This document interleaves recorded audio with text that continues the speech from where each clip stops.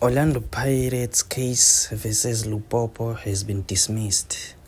Saint Eloy Lupopo has confirmed CAF dismissed the complaint for Orlando Pirates and confirmed the eligibility of Henok Molia and Ramos Kashala. CAF also confirmed Guy Bukasa's presence on the bench during the game cannot be subject to a sanction against Lupopo.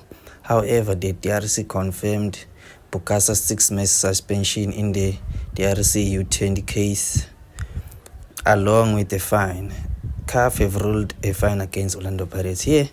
Here's actually what actually hunts Orlando Pirates right now. Orlando Pirates are the one who started this case, and now they are fined because Eloy Lupopo actually attacked back. So now Orlando Pirates are fined $5,000 for not allocating Saint Lupopo of necessary accreditations, and also $20,000 for spraying chemicals in the team's locker room.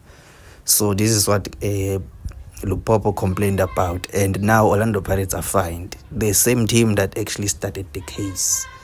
So if you think about it, now Orlando Pirates have to suffer the most for the case that they actually started. And that's just it. Sometimes it just shows that, hey, you should just not complain, Yeah, if you are out of the competition. That's what Orlando Pirates were just supposed to do. And just accept and move on. We all know Orlando Pirates are so good, they will come back next season.